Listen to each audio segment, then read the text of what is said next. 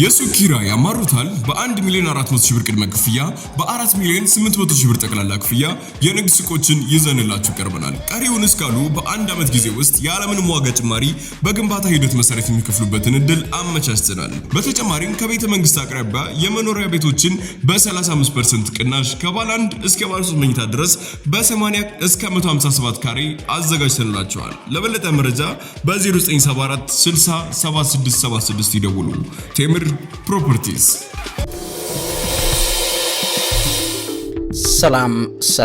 ሰላምና ጤናን ፍቅርን በረከትን ያድልኝ። ክብራትና ክብራን የሣድስ ቤተሰቦቼ በድጋሚ ተገናኝተናል። ዛሬ በጣም አስገራሚ መረጃ ነው መነግራችሁ። በቃ ማለት የተደበቀ ረጅም ጊዜ የተቀመጠ ሲክሬት ነው፣ ምስጢር ነው ዘርግፌ ማሳያችሁ። በጣም ነው የሚገርመው። ይሄን ፕሮግራም ከጨረሳችሁ በኋላ በጣም ብዙ ነገር ላይ ቆማችሁ ማሰብ ትጀምራላችሁ ማለት ነው። እንግዲህ የኢትዮጵያው ጠቅላይ ሚኒስትር ዶክተር አብይ አህመድ እና የተባበሩት አረብ ኤሚሬቶቹ ፕሬዚዳንት ሼህ መሐመድ ቢን ዛይድ እንደሚታወቀው በጣም ክሎዝስት የሆኑ ጓደኛሞች ናቸው። ይሄ ግልጽ ነው። ከወዳጅነት ከፖለቲካል ግንኙነት ይልቅ ወደ ጓደኝነታቸው ይበረታል። እና ይሄ ግንኙነት የተጀመረው የመጀመሪያ ነገር መቼ ነው የሚለው የመጀመሪያው ጥያቄ ነው። በሚገርም ደረጃ እሱ ትልቅ መልስ አለው። ነገር ግን አንድ ሲክሬት ነው ያገናኛቸው። ያም ሲክሬት የሚጀምረው ከአፄ ኃይለ ሥላሴ ጊዜ ነው። እንደ በመለስ ዜናዊ ሰዓት ላይም እንደዚሁ ቀጥሏል። በደርግ ጊዜ የነበረውን መሰረት ተደርጎ ነው ደግሞ ያ ሀፕን ያደረገው። ከዛ እስከ ዶክተር አብይ አህመድ ድረስ ይመጣል ማለት ነው። እና ውድ ቤተሰቦች የሚገርማችሁ ይሄ እንግዲህ ጠቅላይ ሚኒስትር ከመሆናቸው በፊት የዶክተር አብይና በፕሬዝዳንት ሼህ መሐመድ መካከል የነበረው ግንኙነት ከየት እንደሚጀምር ነግራቸዋለሁ። እንደገና ደግሞ በጣም የሚገርማችሁ ይሄ ቤተሰብ ማለት በጣም አደገኛ ቤተሰብ ነው። በጣም መሰሪ ቤተሰብ ነው። በነገራችን ላይ የሚገርም ነው። በአፄ ኃይለ ሥላሴ ጊዜ ጀምሮ እስከ አሁን ድረስ ያለውን የቤተሰቡን ውቅር ስታዩ እጅግ በጣም የሚገርማችሁ ነው። ቤተሰቡ ለኢትዮጵያ ያለው በጣም የተለየ ማለት የሚገርማችሁ በቤተሰቡ በቤተሰባቸው ሲክሬት ውስጥ የተቀመጡ ጽሁፎች አሉ። እነዛ ጽሁፎች ከአባት ወደ ልጆች የሚተላለፉ ጽሁፎች ናቸው። በኢትዮጵያ ውስጥ ያለውን ሲክሬት መሰረት አድርገው ኢትዮጵያ ላይ ትኩረት አድርገው የሰሩበት መንገድ በጣም የሚደንቅ ነው። ስለዚህ እንዳይነቃነቅ ተደርጎ እያንዳንዱ መሪ ወደ ኢትዮጵያ በሚመጣበት ሰዓት የዚህ ቤተሰብ ይሄ ሲክሬት ሳይወድ በግዱ እዛ ውስጥ ማለፍ እንዲችል አድርገው ተብትበውታል። በጣም የሚያሳዝን ነው። በይሄ ቤተሰብ የቢን ዛይድ የሼህ መሐመድ ቢን ዛይድ አልናህያን ማለት ዛይድ የሚባለው ሰውዬ ያለ የናህያን የሚባለው ልጅ ነው። እና በጣም የሚገርማችሁ አደገኛ ቤተሰብ ነው። ውድ ቤተሰቦች ተብትበውታል። እና ይሄ አንዳንዴ አለ የሚጸለይ ተጸልዮ መለቀቅ ያለበት ማለት እንደዚህ አይነት ነገር ነው። እና መነቃነቅ እንዳይችሉ አድርገው ተብትበው የሚይዙበት በጣም አደገኛ ስልት የሚከተሉ ቤተሰቦች ናቸው። በዛ ጎን ለጎን ደግሞ ለኢትዮጵያ የተለየ ፍቅር አላቸው። ሁለቱንም ነው የሚይዙት። የሚገርማችሁ ማለት ነው ቤተሰቡ ዝም ብሎ አይደለም። ፕሬዚዳንት ሼህ መሐመድ ቢን ዛይድ አልናህያ አሁን ከዶክተር አብይ ጋር ያንን ሪሌሽንሺፕ ዲቨሎፕ ሲያደርጉ በፍጹም ዝም ብለው አይደለም። ከቤተሰብ ወደ ቤተሰብ የተቀመጠ ትሬዠር አለ። ያንን ተከትለው ነው ቤተሰቦቹ የሚሄዱ እና በጣም መሰሪ ቤተሰብ ነው። the same way ደግሞ ኢትዮጵያን በጣም ይወዳሉ። ኦኬ፣ ስለዚህ ይሄን መሰረት አድርጌ ብዙ ሲክሬት ነግራችኋለሁ በዚህ ፕሮግራሜ ላይ። የሚገርማችሁ ዶክተር አብይ አህመድ ጋር የተገናኙት እንደምታውቁት የሚመስለን እኛ ፊት ለፊት የሚታየው በግልጽ የመጣው 2018 ነው። 2018 ዶክተር አብይ አህመድ ወደ ስልጣን ከመጡ ማግስት ጀምሮ ነው የሚመስለው፣ ግን አይደለም። እሱን ነግራቸዋለሁ። ከዛ በዛ ሰዓት ላይ በ2018 አዲስ አበባን በጎበኙበት ሰዓት በኋላ መሐመድ ቢን ዛይድ በሰኔ ወር 2018 ነው የምታስታውሱ ከሆነ ያ የጠበቀው ወዳጅነት በይፋ የተመረቀበት ጊዜ ነው፣ ግን አይደለም። ከዛ ይቀድማል። በዛ ሰዓት ላይ የሆነውን ነገር በደንብ የምታስታውሱ ከሆነ ኢትዮጵያ ህወሓት የኢትዮጵያን ባንክ ዜሮ አስገብቶ ነው ሄደው ዜሮ። የዛን ጊዜ በባንክ ላይ $1 የለም። የሚገርማችሁ 1 ቢሊየን ንጹህ ዶላር ነው ያልኳችሁ። $1 ቢሊየን ንጹህ ዶላር በኢትዮጵያ ባንክ ላይ ገቢ ያደረጉ ማለት ነው። ድጋፍ ነው ያደረጉት፣ ስጦታን የሰጡት። ከዛ የ3 ቢሊዮን ዶላር ኢንቨስትመንትና የብድር ድጋፍ ለዶክተር አብይ መንግስት ያን አደረጉ ማለት ነው። ግን ለዶክተር አብይ ስልጣን ላይ ሲመጡ ባንኩ ምንም ስላልነበረ 1 ቢሊዮን ዶላር ገቢ አድርገዋል ባንክ ላይ ማለት ነው። አሁን ከዛ ጊዜ ጀምሮ ብዙ ነገሮችን ታያላችሁ። የሞሐመድ ቢን ዛይድ በኢትዮጵያና በኤርትራ መካከል የተፈጠረው የታሪካዊ ሰላም ስምምነት ቁልፍ የአደራዳሪነት ሚና እንደተጫወቱም እዛ ላይ ታያላችሁ። ከዛ የቀጥለው በጣም የሚገራርሙ ነገሮች አብረው ተያይዘዋሉ። ከአፄ ኃይለሥላሴ ጊዜ ጀምሮ ያለውን ነገር በትክክል አድርጌ ላሳያችሁ ውድ ቤተሰቦቼ። መምህርና ጋዜጠኛ አብይ ይልማ ነኝ። እውቀት ታላቁ እግዚአብሔርን ታከብራለች።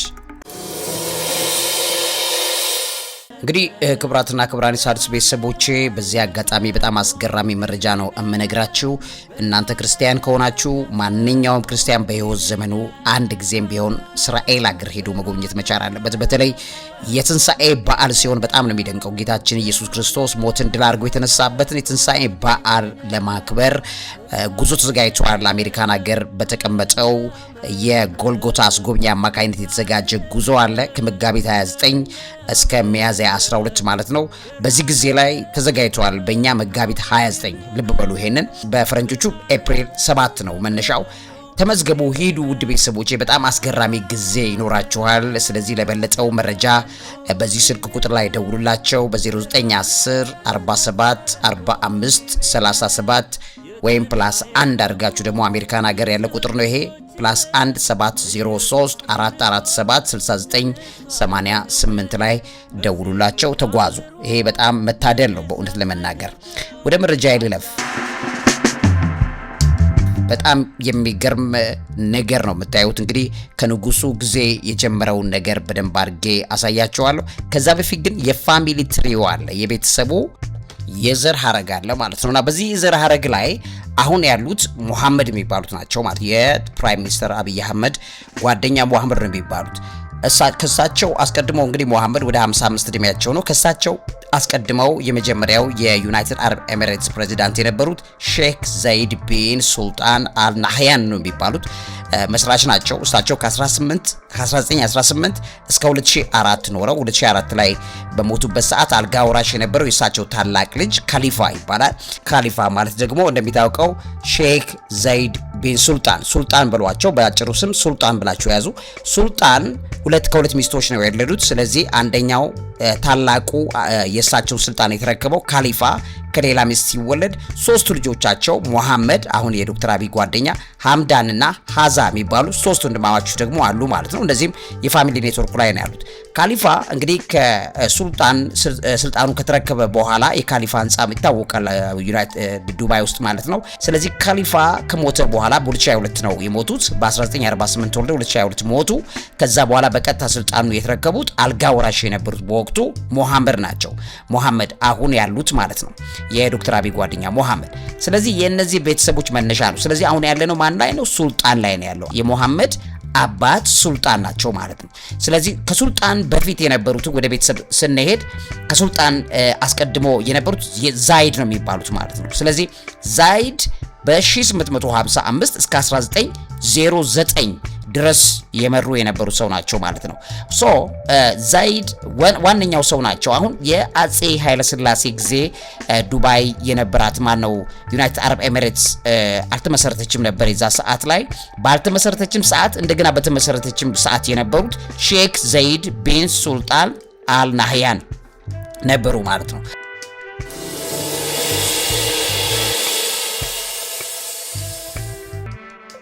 ስለዚህ በንጉሱና የሼክ ዛይድ ቢን ሱልጣን አል ናህያን መካከል የነበረው ግንኙነት በዋናነት የተመሰረተው በሁለቱ መሪዎች ጥበብ፣ በዲፕሎማሲያዊ ወዳጅነት፣ በጋራ ልማት ራዕይ ላይ እንደነበረ ነው መረጃዎቹ የሚያሳዩት። ሼክ ዛይድ የተባበሩት አረብ ኤሚሬት መስራች ከመሆናቸው በፊትም ሆነ ከዛ በኋላ ከአፄ ኃይለሥላሴ ጊዜ ነበራቸው ማለት ነው። አፄ ኃይለሥላሴ ከመሞታቸው ከ5 ዓመት ቀደም ብሎ ነው ዩናይትድ አረብ ኤሚሬትስ እንድትመሰረት የተደረገችው ማለት ነው። ከዛ በፊት የአቡዳቢ ንጉስ መሪ ነበሩ እኒህ ሰው ማለት ነው።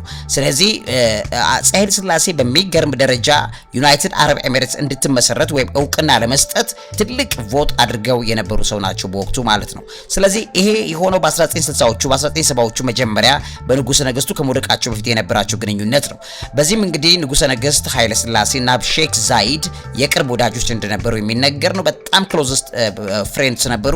በተለይም ሼክ ዛይድ በየአመቱ ወደ ምስራቅ አፍሪካ ሀገራት ለስራና ለመዝናናት በሚያደርጉት ጉዞ ኢትዮጵያን ሳይረግጡ አያልፉም ነበር። ያ ቤተሰብ የሚያምነው በወቅቱ ኢትዮጵያ ቅድስት ሀገር ናት፣ ለእስልምናው ዓለም ቅድስት ሀገር ናት ብለው ያምኑ ነበረ ማለት ነው። በዚህም የተነሳ እንግዲህ ሼክ ዛይድ በነበራቸው ለጋስነት የፊላንትሮፒ ባህሪ ነበራቸው። ኢትዮጵያን ለልማት ያላትን ፍላጎት ይረዱ ነበር። በተለይም በገጠር በግብርና በታዳሽ ኃይሎች ላይ ብዙ የድጋፍ አድርገዋል ማለት ነው። ኤሚሬቱ ከመመስረቱ በፊትም ከኤሚሬቱ ከተመሰረተም በኋላ ማለት ነው። ከዛ የምስራቅ አፍሪካ መረጋጋት በሚል በወቅቱ የነበረው የኢትዮጵያና የአረብ ሀገራት ግንኙነት ውስብስብ ነበረ። በተለይም ከእስራኤል ጋር የነበረው ግንኙነት በጣም አወሳስቦት ነበረ። ሼክ ዛይድ በኢትዮጵያና በሌሎች የአረብ ሀገራት መካከል የነበረውን ጥርጣሬ በማቅለል በኩል ትልቅ እንደ ድልድይ አገልግለዋል። ነገር ይሄ ከፊት ለፊት ያለው ነው። ኢትዮጵያ በተባበሩት አረብ ኤሚሬትስ በ1971 ነው የተመሰረተችው ዩናይትድ አረብ ኤሚሬትስ። የዛን ጊዜ የኢትዮጵያን ድጋፍ ለማግኘት ከፍተኛ ልፋት አድርገዋል። በዚህም የተነሳ አፄ ኃይለ ሥላሴ እጅጉን በጣም አግዘዋቸዋል እንድትመሰረት ዩናይትድ አረብ ኤሚሬትስ ውለታ አድርገዋል ማለት ነው ንጉሱ። በዛ ሰዓት ላይ እንግዲህ የነበረው ሲክሬት በጣም የሚገርም ነው።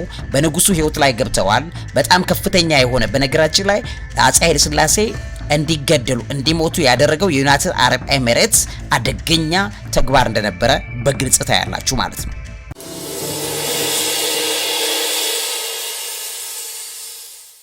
እንግዲህ ክብራትና ክብራን ሳይርስ ቤተሰቦቼ ከመልካሙ ነገር ላሳያችሁ። መጀመሪያ ሼክ ዛይድ ቢን ሱልጣን አል ናህያን ሱልጣን ወቅቱ የነበሩ ሼክ ዛይድ ማለት ነው።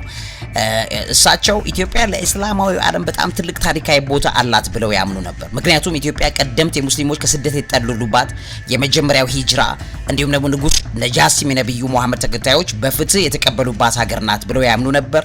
በዚህም በአክሱም የነበረው ታሪካዊ ክስተት እስላማዊ ታሪክ ውስጥ በኢትዮጵያ ትልቅ ስፍራ እንዲሰጥ እንዳደረገም አድርገው ያምኑ ነበረ የሼክ ዛይድ ቤተሰብ አፄ ኃይለ ሥላሴ በነበሩበት ሰዓት የነበሩት ሼክ ዛይድ። ስለዚህ ነብዩ መሐመድ ተከታዮቻቸውን ለቁረይሾች ቁረይሾች ሲያሰቃዩዋቸው ፍትሃዊ ንጉስ ወዳለበት አቢሲኒያ ኢትዮጵያ እንዲሰደዱ መክረዋል የሚለው በጣም ትልቅ ኢንፍሉዌንስ ያደረሰባቸው እንደሆነ ይናገራሉ። ንጉሱ አሻማ ኢብን አብጀር ወይም ነጃሺ ይላሉ። እሳቸው የነብዩን ዘመዶችና ተከታዮች በደስታ ተቀብለው በስደት ታድገዋል። ስለዚህ የኢትዮጵያ ውለታ አለብን ብለው ያምናሉ ቤተሰባቸው። ይሄ በጣም ጥሩ ጎኑ ነው። ነብዩ መሐመድ ኢትዮጵያን የታማኝነትና የእውነት ምድር በማለት ስለጠሩም እኛም የታማኞች ምድር ናት ኢትዮጵያ ብለን እናምናለን ብለው ያምኑ ነበረ። በአፄ ኃይለ ሥላሴ ጊዜ የነበሩት የአሁን የሙሐመድ አያት ማለት ነው። ስለዚህ ይሄ ታሪካዊ ትስስሩን መሰረት አድርገዋል። የነብዩ ተከታይ የነበሩት ቢላል አልሐበሺ የመጀመሪያው አዛን አድራጊ እንደነበሩም ኢትዮጵያዊ መሆናቸውንም የነብዩ አስተዳዳጊም ጭምር ኡመ አይመን ኢትዮጵያዊት መሆናቸውንም ለኢስላም በጣም ትልቅ ቦታ አለው ብለው አምነው በዛ ደረጃ ከንጉሱ ጋር በጣም ከፍተኛ ድጋፍ እና እገዛ ያደርጉ ነበር። ነገር ግን ያ ባለበት ሁኔታ ላይ ደግሞ እጅ የመጠምዘዝ ስራ መሰራት ተጀመረ። ያም እንግዲህ መሰረት የሚያደርገው የተባበሩት አረብ ኤሚሬትስ መስራች ሼክ ዛይድ ቢን ሱልጣን አል ናህያን እና የኢትዮጵያ ቀዳማዊ ኃይለ ሥላሴ በይፋ የግል ግንኙነት ያለው ነገር ይታወቅ ነበር። ሆኖ በ1960ዎቹና 70ዎቹ የነበሩ የአረብ ሀገራት ጫና መፈጠር ጀመረ። ይሄም ምንድነው የሼክ ዛይድን ሀገርን ጨምሮ በኢትዮጵያ ላይ ከፍተኛ ጫና መፍጠር ጀመረ። እሳቸውና ኃይለ ሥላሴ ስለሚገናኙ ሼክ ዛይድን በቀጥታ አገኟቸው። ስለዚህ ምንድነው አረቦቹ ያደረጉት ንጉስ ኃይለ ሥላሴ ላይ ተጽዕኖ እንዲያሳድሩባቸው አድርጉ። በምን በገንዘብ፣ በኃይል፣ በወዳጅነት፣ በጓደኝነት በብዙ ነገር ተበተቧቸው። ይሄም በሆነበት ሰዓት ላይ ታዲያ ምንድነው የሆነው ብላችሁ ብትሉ ኢትዮጵያ አቋም ነበራት በወቅቱ። ቀዳማዊ ኃይለ ሥላሴ እንደ አውሮፓውያን ዘመን አቆጣጠር በ1948 የእስራኤልን መመስረት ከተቃወሙ 12 ሀገራት መካከል አንዷ ኢትዮጵያ እንድትሆን ያደረጉት ንጉስ ኃይለ ሥላሴ ናቸው። ለምን? የአረቡ ዓለም በሼክ ዛይድ አማካኝነት በመሐመድ ቅድመ አያት አማካኝነት ተጽዕኖ ፈጥረው ንጉስ ኃይለ ሥላሴ የኢትዮጵያ ሀገራዊ እውቅና አልሰጧትም ለእስራኤል ማለት ነው። ይሄ በጣም የሚያሳዝን ነገር ተፈጠረ። ከዛ ቀድሞ የነበረው ነገር በእስራኤልና በኢትዮጵያ መካከል ከፍተኛ ወዳጅነት፣ ከፍተኛ ጓደኝነት ነበራቸው። ነገር ግን ያንን ጓደኝነት በጣጠሱ። ለምን? ኢትዮጵያን ከያዝን ብቻ ነው። ኢትዮጵያ የዛ ሰዓት በዓለም ላይ በጣም ተጽዕኖ ፈጣሪ ሀገር ናት። ምክንያቱም የቅርብ ጊዜ ታሪክ ነበረ ፈረንጆቹን ድል ያደረገችበት የአድዋ ድል። ስለዚህ ለኛ ነው ሩቅ እንጂ ለነሱ በጣም ቅርብ ነበር የዛ ሰዓት። ስለዚህ ኢትዮጵያ በጣም ክብር የነበራት ሀገር ናት። ንጉሱም ደግሞ በዓለም ላይ የሚሰገድላቸው በጣም ኢንፍሉዌንሻል ንጉስ ነበሩ። ስለዚህ እኒህን ንጉስ ይዞ መደራደር የሚቻለው በዚህ መልኩ ነው ብለው በብዙ ነገር ተብትበው አዳክመው ያዟቸውና ከዛ አፄ ኃይለ ሥላሴ ለእስራኤል እውቅና እንዳይሰጡ ከለክሎ አስደረጓቸው። ይሄም የአረብ አገራቱ ግፊት በ1967 እስከ 1973 የዘለቀ የአረብ እስራኤል ጦርነት በኋላ የሆነ ነው። ከዛ የአረብ ሀገራት የተባበሩት አረብ ኤሚሬትስን ጨምሮ አፍሪካውያን ሀገራት ከእስራኤል ጋር ያላቸውን ግንኙነት እንዲያቋርጡ ኢትዮጵያን በመጠቀም ጫና ማሳደር ጀመሩ። ይሄም በገንዘብ እና በሸር እና በተንኮል ተብትበው ያደረጉት ስራ ነው። ግንኙነቱ መቋረጡን በተመለከተ ብታዩት በአረብ ሀገራት ከፍተኛ የዲፕሎማሲና የገንዘብ ጫና ምክንያት ኢትዮጵያ በ1973 ከእስራኤል ጋር የነበራት ዲፕሎማሲያዊ ግንኙነት አቋረጠች ማለት ነው። በወቅቱ የአረብ ሊግ አባል ሀገራት የኢትዮጵያና የእስራኤልን ግንኙነት እንደ ስጋት ይመለከቱ ስለነበረ ይህንን እንዳሳኩት ዩኒቨርሲቲ ኦፍ ኒው ብሩንስዊክ የተባለው ዩኒቨርሲቲ በግልጽ ያወጣው ጥናታዊ ዘገባ ላይ ትመለከታላችሁ ማለት ነው።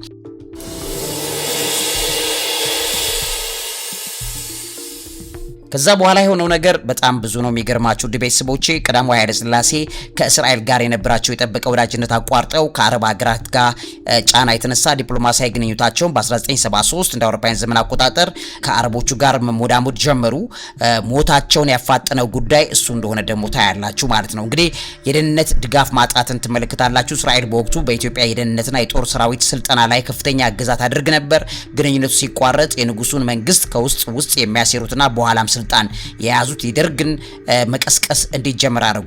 በዛ ሰዓት ላይ የሚገርማቸው የአረብ ሀገራት ጫና ኃይለ ሥላሴ የአረብ ሀገራትን ተጽዕኖ ለመቀነስ ሲሉ ከእስራኤል ጋር የነበራቸው ረጅም ጊዜ ስትራቴጂያዊ ጥምረት በመሰረዛቸው ከሩሲያም ጋር መጋጨት ጀመሩ ማለት ነው።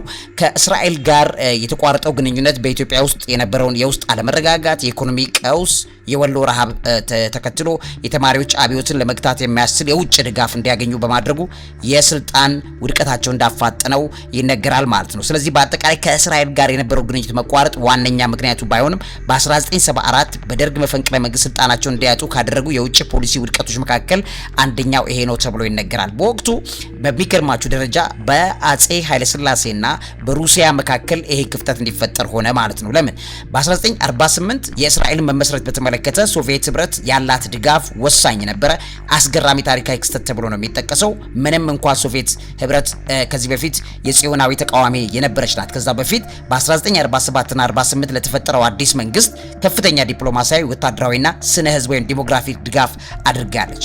ስለዚህ ሶቪየት ህብረትና እስራኤል ይቀራረቡ ነበረ ማለት ነው። ስለዚህ የተባበሩት መንግስታት ድጋፍ በ1947 የነበረው ታዩታላችሁ። በግንቦት 1947 የሶቪየት ምክትል የውጭ ጉዳይ ሚኒስትር አንድሬ ግሮሚኮ ይባላሉ ፍልስጤምን ወደ አይሁድና ወደ አረብ መንግስታት ለመከፋፈል ዩኤን ፓርቲሽን ፕላን የሚባል ነበረ እና ሶቪየት ህብረት መደግፏ ለዚህ ለተባበሩት መንግስታት ያስታወቁበት ነው። ሶቪየት ህብረት በወቅቱ ያን ድጋፍ አድርጋለች ማለት ነው። ስለዚህ ምን ሆነ?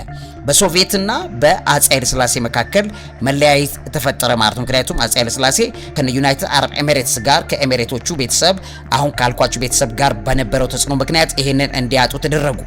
ይሄ መሰረት በማድረግ እንግዲህ በጣም የሚገርም ነገር ተፈጠረ። ከዛ በኋላ ደርግ ወደ ስልጣን መጣ።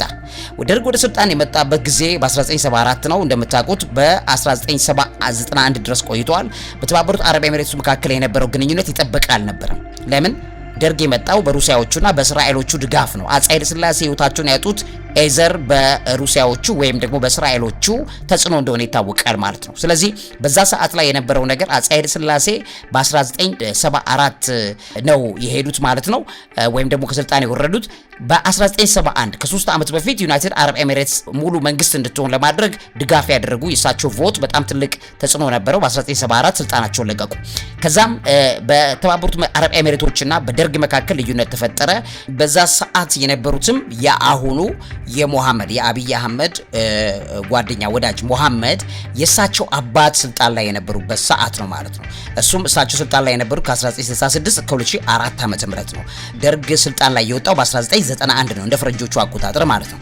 ስለዚህ በዛ ሰዓት ላይ ነው የነበሩት። እሳቸው ዛይድ ናቸው። በደርግ ጊዜ ይሄ ክዋኔ በጣም ብዙ ለውጦች እንዲመጡ ሆነበት ማለት ነው። ስለዚህ ደርግ ሶቪየትን በመደገፉና ከሶማሊያ ጋር የነበረውን ግጭት መሰረት ተደርጎ እንዲሁም ከእስራኤል ጋር የነበረው ቅርበት ከአረብ ሀገራት ጋር ያለውን ግንኙነት አሻክሮት ነበር። የዩናይትድ አረብ ኤሚሬትስ እና የኤርትራ ሶማሊያ ላይ የነበራት አቋምም ለዚሁ መበላሸት አስተዋጽኦ እንዳደረገ ይነገራል። ስለዚህ ዩናይትድ አረብ ኤሚሬትስ የዛን ጊዜ አሁን ያሉት የሙሐመድ አባት ፖሊሲያቸውን ቀያየሩ ማለት ነው። ስለዚህ ምን አደረጉ? የደርግ ተቃዋሚዎች ላይ ድጋፍ መስጠት ጀመሩ ማለት ነው። ምን ያህል ይወላችሁ መሰሪም ናቸው፣ ኢትዮጵያንም ይፈልጋሉ። በጣም የሚያሳዝናችሁ ስራ የሚሰሩ ቤተሰቦች ናቸው።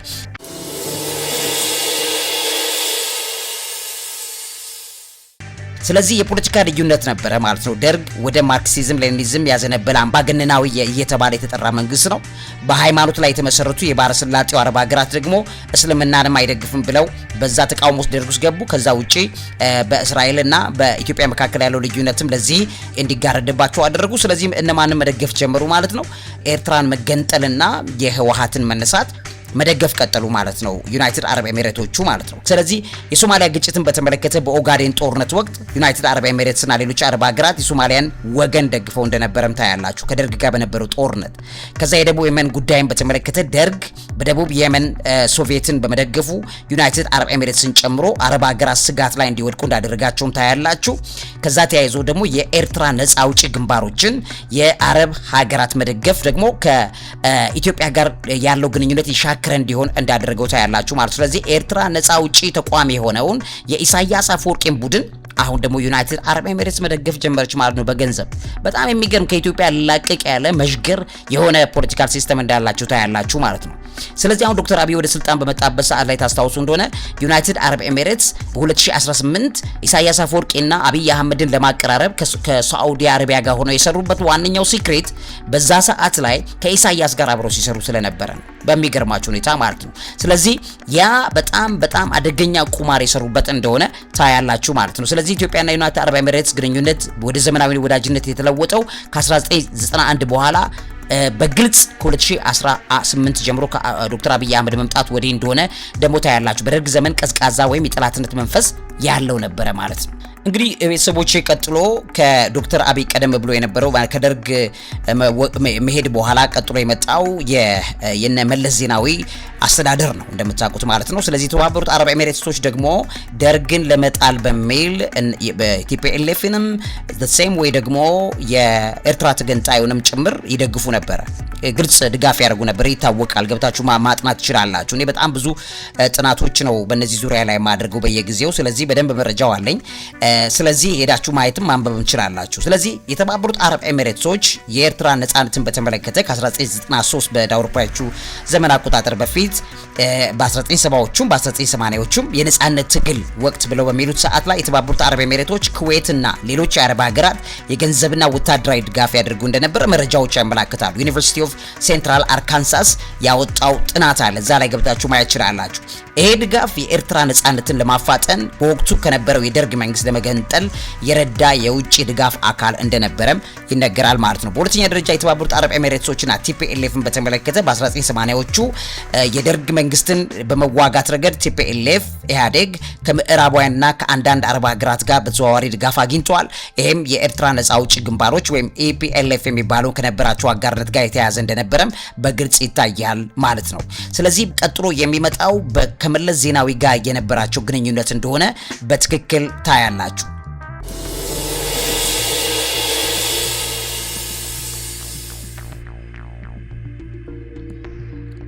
እንግዲህ ውድ ቤተሰቦቼ የተባበሩት አረብ ኤሚሬትስ መስራች የሆኑት ሼክ ዛይድ ቢን ሱልጣን ከኢትዮጵያ ጋር በነበራቸው ግንኙነት በጥብቅ መከባበር፣ ወንድማማችነትና የረጅም ጊዜ ርዕዮተ ዓለም ላይ በጋራ የተመሰረተ ነው ብለው የሚነገር እንደነበረ ታውቃላችሁ። የኤሚሬትስ እና የኢትዮጵያ ግንኙነት በሼክ ዛይድ ቢን ሱልጣን አልሃያን እና የቀድሞ ጠቅላይ ሚኒስትር መለስ ዜናዊ ጥምረት ላይ መሰረት አድርጎ ቀጠለ። በሁለቱ ሀገራት መካከል ይፋዊ ዲፕሎማሲያዊ ግንኙነት የተጀመረው ግን በ2003-2004 ነበር። የቆንስላ ቢሮ ተከፈተ እዚህ ኢትዮጵያ ውስጥ። የኢትዮጵያ በኤሚሬትስ የቆንስላ ቢሮዋን ደግሞ 2004 በመክፈት ግንኙነቷን አጠነካከረች። ከዛ የኤምባሲ መከፈት መጣ። የኤሚሬትስ ኤምባሲ በአዲስ አበባ 2010 ዓ.ም ተከፈተ። የኢትዮጵያ ኤምባሲ በአቡዳቢ 2014 ተከፈተ። ከዛ የሼክ ዛይድ ራዕይ ላይ ተመልክቶ አሁን አንድ ዶክተር አብይን ያገናኘ አንድ ሲክሬት ሊመጣ ነው ማለት ነው። እዚህ ጋር ልብ ብላችሁ እዩ። ስለዚህ የሼክ ዛይድ ራዕይ ነበረ። ሼክ ዛይድ ኢትዮጵያን በአፍሪካ ቀንድ የሰላምና የልማት ምሰሶ ናት ብለው ይመለከቷት ነበር። እንደገና የነብዩ መሐመድ የሚወዷት ሀገር ናት ብለው በከፍተኛ ሁኔታ ያምናሉ። ነገር ግን እቺን ሀገር ካልተቆጣጠርን በምስራቅ አፍሪካ ላይ ኃይልና ስልጣን አናገኝም የሚል ደግሞ የቤተሰብ ፖለቲካዊ ስትራቴጂ አለ። ስለዚህ በማንኛውም መልኩ አረብ ምድሮች ይላሉ ይሄ ቤተሰብ ሲያምን ኢትዮጵያን ያልተቆጣጠረ አረብ ምድር ምኑንም ሀገር ሊቆጣጠር አይችልም የሚል ፊሎሶፊና የተጻፈ ዶክመንት አላቸው። ለምንድነው ይሄ ከቤተሰብ ወደ ቤተሰብ የሚተላለፍ ሲክሬት ዶክመንት ነው። ኃይልና ገንዘብን ስልጣንን አጽንተን የምንቀጥልባቸው ሲክሬቶች ብለው በቤተሰብ ውስጥ የተቀመጠ ዶክመንት ነው፣ ከልጅ ወደ ልጅ የሚተላለፍ። እሱም ሲክሬታችን ያለው የእስልምና ሲክሬት ያለው የእስልምና ትልቅ ሀብት ያለው ኢትዮጵያ ውስጥ ነው። ነብዩ መሐመድ የመጀመሪያ ተከታዮቻቸውን የላኩት መንፈሳዊ ሲክሬት ስላለባት ነው። እስልምና የቀጠለው ኢትዮጵያ በመቀጠሏ ነው። ስለዚህ ኢትዮጵያ ውስጥ የተቀመጠውን የነብዩ መሐመድን ሲክሬት ካልያዝን ዓለም ላይ ተጽዕኖ መፍጠር አንችልም። ዶክመንቱ ነው ቃል በቃል እዛ ላይ ያለው ነው ምነግራችሁና ይሄን ብለው የሚያምን ቤተሰብ ነው። በቤተሰብ ደረጃ ነው፣ በሃይማኖት ትምህርት አይደለም። በቤተሰባቸው ደረጃ ይሄን ያምናሉ። ስለዚህ ይሄ ትሬዠር ምንድነው? በኢትዮጵያ ውስጥ የተቀመጠው ትሬዠር ምንድነው ቢባል እነሱ መንፈሳዊ መዛግብቶችና መንፈሳዊ መጽሐፍቶች ናቸው ብለው ያምናሉ። በሚገርማችሁ ደረጃ እንደውም አንዳንድ ጥናታዊ ጽሁፎች ከውስጥ ያገኘሁት መረጃ እንደሚያመላክተው ከኢትዮጵያ የተወሰደ የአልነጃሺ የቀድሞ ሲክሪት መጽሐፎችና ጽሁፎች በእነሱ ቤተሰቡ እጅ ላይ አለ ተብሎ ይባላል። ያ ሲክሪት ምንድነው? የኃይል፣ የስልጣን፣ የገንዘብ፣ የዓለም ተጽዕኖ ያንን የምታመጡበት ሲክሪት ኢትዮጵያ ውስጥ ነው ያለው። ያም ሲክሪት ለእስልምናው ዓለም በዓለም ላይ ተጽዕኖ የሚፈጥረው በዚህ ሲክሪት መረዳት ውስጥ ነው። ሰው ኢትዮጵያን የያዘ ዓለምን ይይዛል፣ ኢትዮጵያን የበተነ ዓለምን ይበትናል። ኢትዮጵያን መበተን አይፈልጉም። ይሄ ቤተሰብ በፍጹም ኢትዮጵያ ከተበተነች ብለው የሚያምኑበትም ትንታኔ ያለ እዛ ውስጥ እሱን አይደለም የሚሉት። ኢትዮጵያን ግን ይዞ ዓለምን መጠምዘዝ የግድ ይላል። የነብዩ መሐመድ የኃይል የበላይነት በዓለም ላይ እንዲመጣ መንፈሳዊ ኃይል እንዲመጣ ተከታዮቻቸውን ኢትዮጵያ ውስጥ የመላካቸው ሲክሬት ነው ያለው የሚል እምነት አላቸው። ስለዚህ ያንን ካልጠበቅን ዩናይትድ አረብ ኤሚሬትስ ዓለም ላይ ተጽዕኖ አትፈጥርም የሚል አስተሳሰብም እምነትም ዶክመንትም ንባብም ጽሁፍም አላቸው። የት ነው ያለው? እነዚህ ቤተሰቦች ውስጥ። ስለዚህ ይሄ መሰረት አድርገው ሼክ ዛይድ ኢትዮጵያን በአፍሪካ ቀንድ ሴንተር አድርገው ለዓለም ለአፍሪካ መግቢያ በዓለም ላይም ተጽዕኖ መፍጠሪያ ማማናት ብለው ያምናሉ። ስለዚህ ግንኙነቱ ባለ ምንድነው? ግንኙነቱ በመከባበር በወዳጅነት የጋራ ራዕይን በመገንባት ብለው ነው የሚሉት። ነገር ግን የኢትዮጵያን እጅ ካልጠመዘዙ ካልያዙ ደግሞ ርቀት መሄድ እንደማይችሉ ያምናሉ። ስለዚህ ሼክ ዛይድ በተለይም በረሃብ በድርቅ ጊዜ ለኢትዮጵያ አስቸኳይ ሰብአዊ እርዳታ በመላክ ይታወቃሉ። የሼክ ዛይድ አስገራሚ ተቋም ተመሰረተ። ይሄ ተቋም በሚገርማችሁ ደረጃ ከዶክተር አብይ አህመድ ጋር አገናኛቸው ማለት ነው።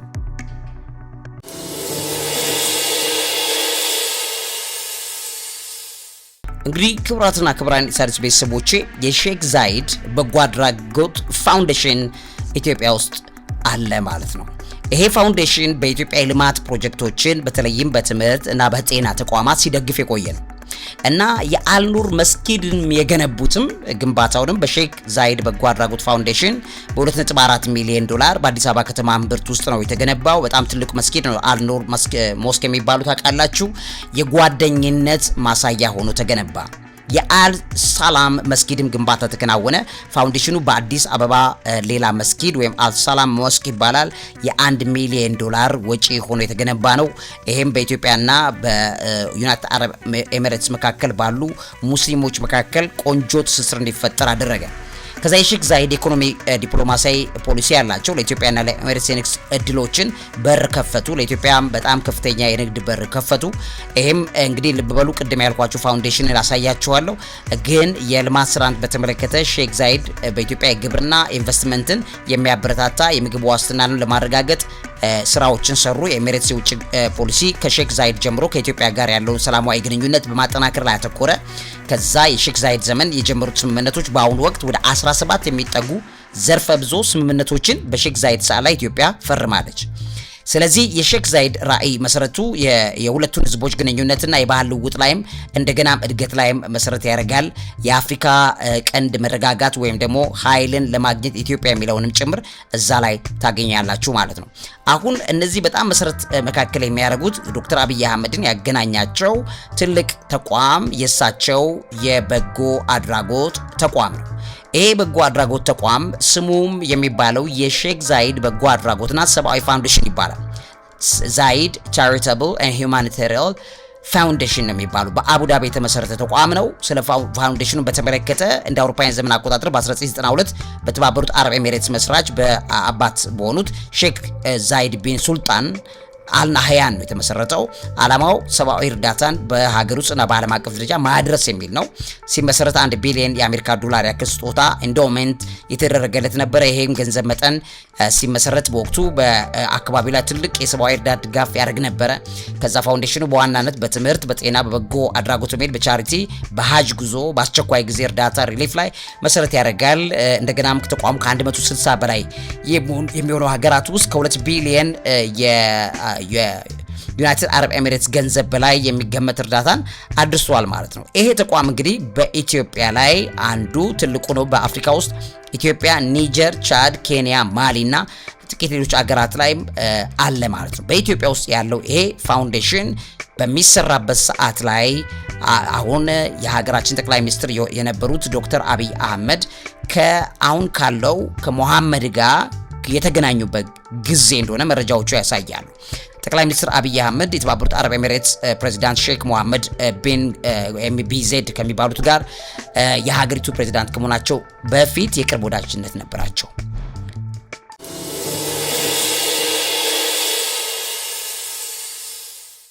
እንግዲህ ሙሐመድ ቢን ዛይድ የፕሬዚዳንትነቱን ቦታ በይፋ የተረከቡት በግንቦት 2014 ዓ.ም በሜይ 2022 ነበረ። ከዛ በፊት ግን የዱባይ አልጋ ወራሽ የሀገሪቱም ዲፋክቶ መሪ የነበሩበት ጊዜ ነው። የዛ ሰዓት ከዶክተር አብይ አህመድ ጋር ጥብቅ ግንኙነት መሰረቱ። ጠቅላይ ሚኒስትር አብይ ወደ ስልጣን በመጡበት ጥቂት ወራት ውስጥ ከዛም ቀደም ብሎ በነገራችን ላይ ወደ ስልጣን እንዲወጡም ከፍተኛ እገዛ ካደረጉት ሀገራት መካከል አንዷ እኒቺው ዩናይትድ አረብ ኤሚሬትስ ናት። ብዙ ድጋፍ አድርጋለች።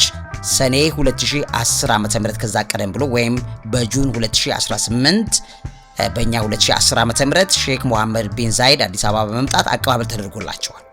የዚህ ጊዜ እንግዲህ ያልኳችሁ ገንዘብ ወደ 3 ቢሊዮን የአሜሪካን ዶላር ድጋፍ ያደረጉበት ጊዜ ነው። ዶክተር አብይ ወደ ስልጣን መጡ ማለት ነው 2018። ስለዚህ በዛ ሰዓት ላይ የሆነው ነገር ምን መሰላችሁ? የሰብአዊ እርዳታ ፕሮጀክቶች ነበሩ። ከ2018 ወደ ስልጣን ከመምጣታቸው በፊት ሼክ ዛይድ ፋውንዴሽን እና ሌሎች የኤሚሬት በጎ አድራጎት ድርጅቶች በኢትዮጵያ በተለይም በአዲስ አበባ እና በዋናነት በኦሮሚያ ክልል ለአቅመ ደካሞችን በመርዳት የውሃ ጉድጓዶችን መቆፈር፣ ማህበራዊ አገልግሎት መስጫ ተቋማት ነበሯቸውና በዛ ንቁ ተሳትፎ ነበራቸው። ዶክተር አብይ ደግሞ የኦሮሚያ ክልል ምክትል ፕሬዚዳንትና የኦህዴድ ኦዲፒ ጽህፈት ቤት ኃላፊ የነበሩበት ወቅት ነው። በዛ ሰዓት እነዚህን የልማት ፕሮጀክቶችን በመደገፍ በመተግበር ረገድ ሚና ነበራቸው። ምክንያቱም አልጋ ወራሹ ጋር ይገናኙ የነበረበት ሰዓት ነው። ወዳጅነት ነበራቸው። የቅርብ ጓደኝነት መሰረቱ። የዛ ሰዓት እንግዲህ ዶክተር አብይ አህመድ የኦሮሚያ ክልል ምክትል ፕሬዚዳንት በነበሩበት ወቅት በተለይም በቤቶች ልማትና በከተማ ልማት ዘርፍ ንቁ ተሳትፎ አድርገዋል። የዛ ሰዓት ላይ የዩናይትድ አረብ ኤሚሬት ፋውንዴሽኖች በተሰጡት ድጋፍ የወላጅ አልባ ህጻናት ማሳደጊያዎችን፣ መሰረተ ልማቶችን በኦሮሚያ ክልል ገንብተዋል። ይህንን በተለይ የተግባቡባቸው አካላት መካከል ኤሚሬት ሰብአዊ ድርጅቶች ብዙ ሰርተዋል። ከዛ 2018 መጣ። ከዛ በኋላ የጠነከረ ግንኙነት ተፈጠረ። የዛ ሰዓት ላይ የተባለው ዶላሩም ሌሎም የመጣው ዝም ብሎ ከመሬት አይደለም። የነበራቸው ግንኙነት የጠለቀ ስለነበረ እንደሆነ ታያላችሁ ማለት ነው። ለዚህም እንግዲህ በተለይ የሲክሬት ድጋፎች በጣም ብዙ ነበሩ። ወደ ስልጣን እንዲመጡም ድረስ በጣም ከፍተኛ ድጋፍ እንዳደረጉ ይነገራል። ከባድ የገንዘብ ድጋፍ የባንክ ተቀማጭ የሚሆነውን 1 ቢሊዮን ዶላርን ጨምሮ የሪፐብሊካን ጋርድ ጠባቂዎች ፋይናንስን ማድረግ ጀመረች ዩናይትድ አረብ ኤሚሬትስ። የጦር ድሮኖችን ድጋፍ በትግራይ ጦርነት ሰዓት ላይ ዊንግ ሎንግ የሚባሉ የጦር እነዚህ ድሮኖችን የሰጡት ኤሚሬቶቹ ናቸው፣ ቢን ሙሐመድ ናቸው። የአየር ድልድይ ወታደራዊ አቅርቦትን በተመለከተም በትግራይ ጦርነት ወቅት ከአቡዳቢ ወደ ኢትዮጵያ ከ90 በላይ በረራዎችን በማድረግ የጦር መሳሪያዎችን፣ ጥይቶችን ምስጢራዊ በሆነ መልኩ አድርሰዋል ይባላል። የዩክሬንና ስፔን የግል አየር መንገዶችን ተጠቅመዋል። በዛም በማጓጓዝ ተብሎም ሁሉ ይነሳል። ውስጥ ለውስጥ የቤተ መንግስት ግንባታን በተመለከተ ዶክተር አብይ እየገነቡ ያለውና የ10 ቢሊዮን ዶላር በላይ ይፈጃል የተባለውን የጨፌ ቱሉ ወይም የቤተ መንግስት ፕሮጀክት ቫኒቲ ፕሮጀክት ይባላል በኤሚሬቶቹ ድጋፍ የሚገነባ ነው ተብሎም ነው የሚነገረው። የሱዳን RSF የሚባለውን ተዋጊ ስልጠና ካምፕኒ የተመለከተ አሁን የሚነሳው ነገር የሶማሌላንድ ወደብ ስምምነት ጀርባ ያለውን ከ2024 መጀመሪያ ኢትዮጵያ ከሶማሌላንድ ጋር ያደረገችው ባህር በር ስምምነት ኤምኦዩን በተመለከተ የኤሚሬቶቹ እጅ ያለበት ይባላል። የመረጃ ደህንነትና የሳይበር ስልጠና ኢንሳን በተመለከተ የሚነገሩ መረጃዎች አሉ። እንደገና የቱሪዝም ፕሮጀክት ፋይናንሶች የመሪዎች ፕሮጀክትን በተመለከተ ፔት ፕሮጀክትስ ይባላሉ። እነዚህ የኮይሻ እና ሌሎችም የቱሪስት መዳረሻዎች ሌሎችንም ጭምር ኤሚሬቶቹ ፍላጎትን መሰረት በማድረግ የሚገነቡ ናቸው ይባላል። የአረብ ሊግ ተጽዕኖ መከላከያን በተመለከተ ኤሚሬትስ በግብጽና በሌሎች የአረብ ሀገራት በኩል በኢትዮጵያ ላይ የሚሰነዘረውን ከፍተኛ ጫና በመገደብ በጣም ብዙ ለዶክተር አብይ መንግስት ድጋፍ አደረገች ማለት ነው። ያደረገችም ነው ያለችው።